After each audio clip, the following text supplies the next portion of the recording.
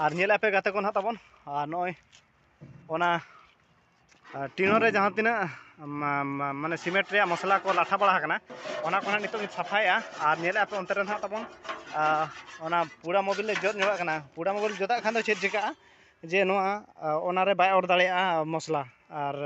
base हिजुआ और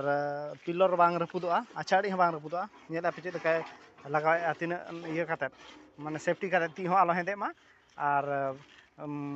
पूरा Mobil हो लगा दाड़ेया तो नोका पूरा मोबिल को लगा जोगे और लगाया और नोय ना नोते मिटांग साफा बड़ा जोगे नोय ना नेल पे तबन ओना करे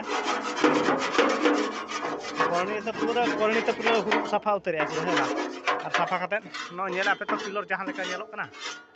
पूरा उसूल बयला कोड़ा तिगु आकान लेका अरबज आकान लेका ले तैयार का नेल पे और नोय ना तबन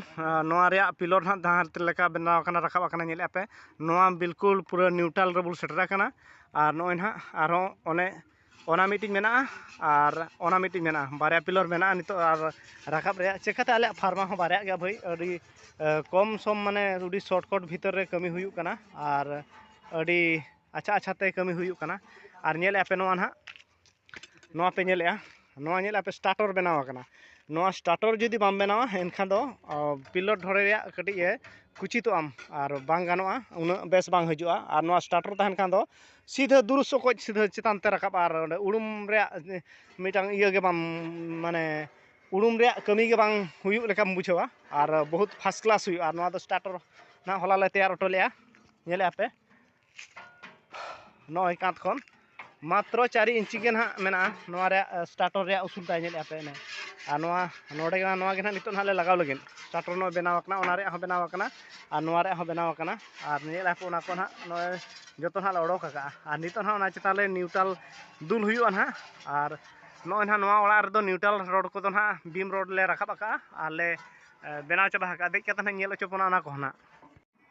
और गाते को पे नेल दाड़ा कना नोय ना तबन आबोआ न्यूट्रल बीम रोड दोले बसे किया ना और पाटा को अरी दालोआ और नेल पे ना ओंडे खुंटी मिटांग बारे मेना ढोले रे और खुंटी ढोले हो चालू कना ना उनकिन कोड़ा ओंडे किन दुले ताले नेल पे ओंडे चेक लेका कते किन दुले ना और जतो पिलर तो ना ले रखाब चाबा का नेल पे और बेस ठीक नेल के ना बैक पास्ता कैमरा ते ना और नो नका कमी चालू कना और चेक लेका रोड को नो तोला कना पूरे 6 इंच बाय 6 इंच रे तोला का और पूरा स्ट्रॉक 12 रोड ते ना ले बनाया बीम दो ताबन और नुआ ना गपा ढोले ना और गपा का पाटा दाल कते गपा ना नोडे दुल हुआ और ओना को तो ना नेल पे पूरा पिलर के रखाब कना और पिलर के रखाबा और ये को दो बांगा कांथ को